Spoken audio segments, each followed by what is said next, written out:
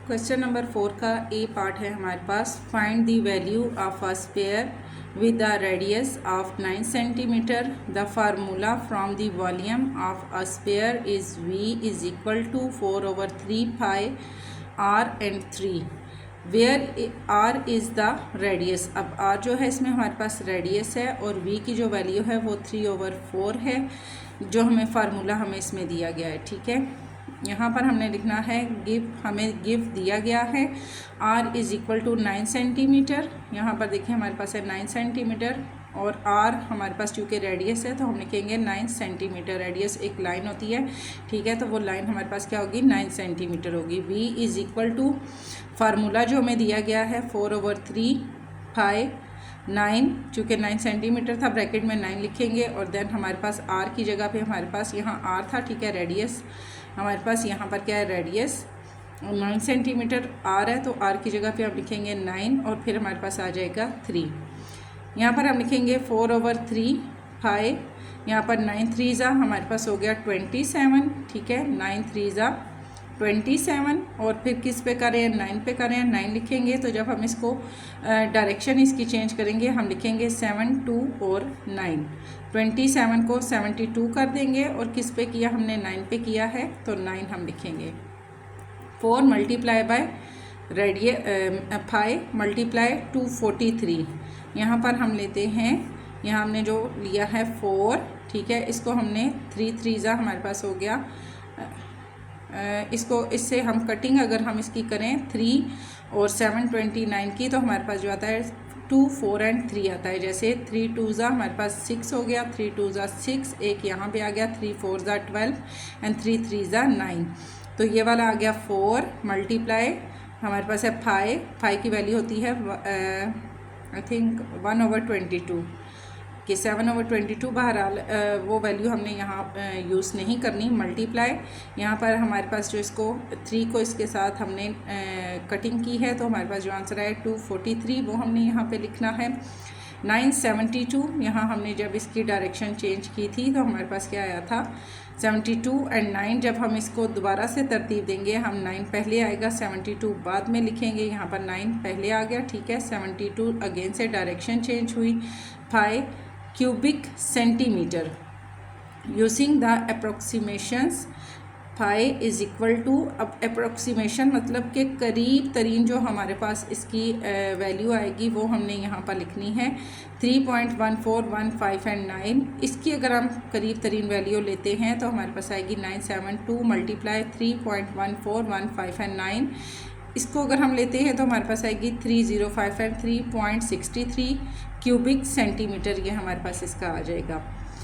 जैसे हमारे पास 1 over 2 है, अगर हम उसको डिवाइड करते हैं तो जो हमारे पास अप्रोक्सीमेटली उसकी वैल्यू आती है वो हम यहाँ पर लिखेंगे, ठीक है। हम इसको राउंड ऑफ नहीं करेंगे, डायरेक्ट जो वैल्यू आती है उसी को हम करीब तरीन करके यहाँ पर लिख देते हैं।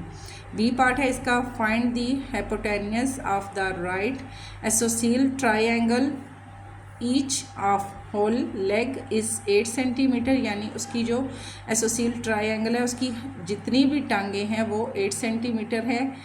तो यहाँ पर जब हम लिखेंगे इसका सोल्यूशन लेंगे, in a right isosceles triangle the 2 leg are of equal. Isosceles triangle है उसकी 2 लेग जो है वो इक्वल है, किसमें, लेंथ में, एंड 1 एंगल इज़ 90 डिग्री। जब हमारे पास कोई एसोसील ट्रायंगल बनता है तो 90 डिग्री का अगर हम उसको बनाते हैं, 90 डिग्री का एंगल हमारे पास इस तरीके से होता है। तो इसकी जो दोनों हमारे पास लेग्स हैं, या ये एक इसकी लेग है, ये एक लेग है, तो ये दोनों हमारे पास क्या है, लेंथ में हमारे पास बराबर हैं। Let the length of each leg be a. हर लेग को अगर हम ए का नाम देते हैं, ये भी हमारे पास ए है, ये भी हमारे पास ए है, ठीक है। And the length of the hypotenuse b. एक को अगर हम यहाँ पर ए का नाम दे रहे हैं तो दूसरे को हम बी का नाम दे देते हैं, ठीक है। एक एंगल जो लेग है उसको हम ए का नाम देंगे और दूसरे को बी का, हाइपोटेन्यूस बी सी, सॉरी दूसरे को हमने सी का नाम देना है। एक को ए का देना है, दूसरे को सी का देना है। According to the Pythagorean theorem A2 + B2। अब हमारे पास क्या था, ए और बी था, ठीक है। दो हमारे पास इक्वेशंस थी और यहाँ पर हमारे पास दोनों का हमने लेना है 2 and 2, चूँकि हमारे पास 8 सेंटीमीटर था तो उसका वो हमारे पास जाएगा 2 के टेबल में। 2 + 2 ले रहे हैं इज इक्वल टू सी भी हमारे पास आ गया 2। ए और सी हमने ट्राई एंगल 90 डिग्री का जो एंगल था उसके लिए थे। देन हम ले रहे हैं 2 ए का 2, बी का 2 एंड सी का इज इक्वल टू सी का 2। इन दिस के A is equal to 8 centimetre and B is equal to 8 centimetre. अब यहाँ पर 8 सेंटीमीटर हो गया हमारे पास ए का भी, और बी का भी हमारे पास हो गया 8 सेंटीमीटर। 82, अब यहाँ पर 8 है, ये हमारे पास है 2 है, ठीक है। दोनों को हम अगर इकट्ठा करके लिखेंगे तो हमारे पास आ जाएगा 82 + 82 इज इक्वल टू सी 164। यहाँ पर आएगा 8 2 ज़ा 16, ठीक है। और किस पे इन दोनों को प्लस करें तो क्या आता है हमारे पास 4 आता है, जैसे हमने पीछे किया था। 8 2 ज़ा 16 और 2 में 2 प्लस किया तो हमारे पास आया 4 + 64।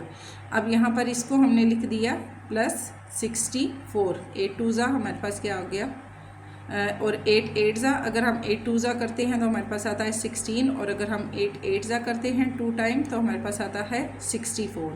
पहले प्लस किया, 2 और 2 को प्लस किया तो 4, 8 2 ज़ा हमारे पास हो गया 16, फिर 8 8 ज़ा 8, अगर हम इसके ऊपर स्क्वायर रूट लेते हैं तो 8 8 ज़ा हमारे पास हो जाता है 64। यहाँ पर हम इनको लेते हैं तो हमारे पास आएगा 2 1 2 and 8 is equal to c 2 and c is equal to 128। 128 हम यहाँ पर ले रहे हैं 128। अब हमारे पास क्या था 64 था, तो 64 का अगर हम लेते हैं 64 को 64 से, ये हमारे पास जो आंसर आया है 64 को 64 से अगर हम मल्टीप्लाई करें तो हमारे पास आ जाता है 1 2 and 8। अगर हम इसका स्क्वायर रूट होते हैं तो लेते हैं तो 64 × 2, क्योंकि यहाँ पर 64 को हमने यहाँ मल्टीप्लाई किया था 2 से, तो 1 2 and 8 आया था। और यहाँ अगर हम इसको ब्रैकेट के अंदर जब ख़त्म करेंगे तो 64 × 2 आ जाएगा, ठीक है। दोनों का हमारे पास सेम हो जाएगा। यहाँ पर मज़ीद आगे इसको लेके जाएं तो 64 का जो स्क्वायर रूट है वो हमारे पास आएगा 8, और ब्रैकेट के अंदर हमारे पास आ जाएगा 2 centimetre. Using the approximations, bracket के अंदर है 2 इज इक्वल टू, ब्रैकेट की पावर होती है हमारे पास 1/2। 1/2 को अगर हम 2 पे डिवाइड करें तो करीब तरीन जो इसकी हमारे पास पावर आएगी वो आएगी 1.41 and 4। सी की अप्रोक्सीमेटली हमारे पास आएगी 8 × 1.41 and 4। ये हमारे पास इक्वेशन थी और हमारे पास 8 सेंटीमीटर था, मल्टीप्लाई बाय हमने किया और फिर इसकी करीब तरीन जो हमारे पास इक्वेशंस थी 11.31 and 2 सेंटीमीटर, ये हमने यहाँ पे पुट कर देनी है।